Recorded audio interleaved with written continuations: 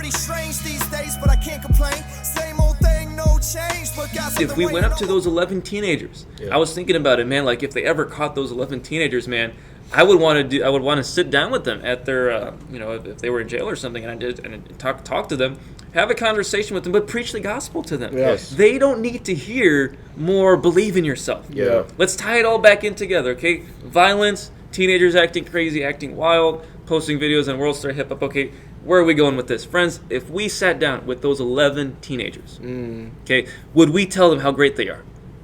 Would we tell them that they just need to believe in themselves? Would we try and teach them algebra?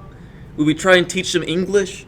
Would we try and teach them about the Latin American culture and the Mayan temples, okay? Is any of that going to make them stop beating up people? Absolutely not. Then to the backslidden Christian, Yeah. is you talking to them about their favorite hat going to get them saved and make them stop beating up people? I want you to ask yourself that.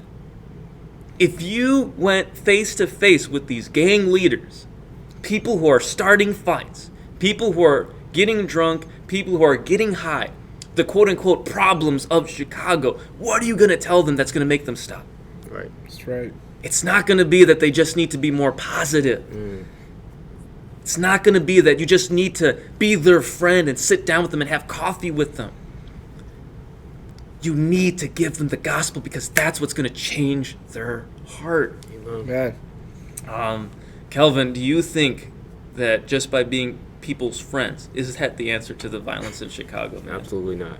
Absolutely not. It's plain and simple. What would you, you can finish and then address the question, what would you tell those 11 teenagers, man? They need to repent. They need to crack open the Bible and actually, seek God, seek who Christ is, and know what Jesus died for us for. They're living. We're living in a society. We're living in a generation that's gimme. I'm gonna take what I want, so I'm gonna get what I want. But like I said, at the end of the day, they need to open the Bible and see the Word, and we need to preach the gospel to them. They need to repent right then and there in their footsteps. If we can take them, we can take them through a mentorship. We can take them through a program, a get out of jail program. Be a good person, go do some community service hours. But at the end of the day, they'll be back where they left off. Back doing the same thing. A year down the line, robbing another man. So if they don't have the actual gospel in their mind, in their hearts, they're going to be stuck in their wicked ways. Yeah.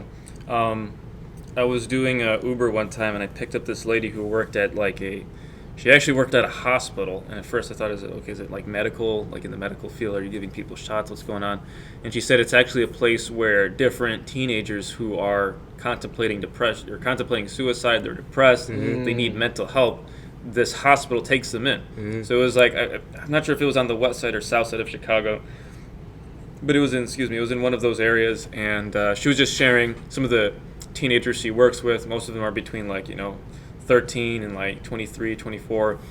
And one thing that she said was interesting. Again, this was a real person working in a real community help, service, rehabilitation center, you could say. Okay. Yeah. She told me that most of these different teenagers, when they come in, they experience a little bit of a positivity. They might feel a little bit better about themselves. They might, not be as aggressive when they leave. But she said this, and this was very telling. She said when they leave, more often than not, they end up returning exactly to what they did. No change. No difference. Friends, it's not working. Yeah, I can't even test to this because I went to a mental hospital before, and I remember going in, and I remember I was angry about it, and I was mad, and I remember getting out, and I remember right when I got out, I cussed out my mom, and I walked off, and it literally did not help me. That place did not help me whatsoever. Yeah. Wow. So we got to ask ourselves, we have to be honest, okay? Whichever side of the fence you're on, okay? Ask yourself, does this stuff actually work? Right. We're having somebody who was in the mental health institution supposedly got some self-help medicine, right? Just be a better TJ. Yep. Got out of that place, and he ended up cursing out his mom in that, the next moment. Why? Yep. It's because his issue wasn't solved. The gospel is needed. That's just life, ain't nothing new. If you got a dream, gotta make a move.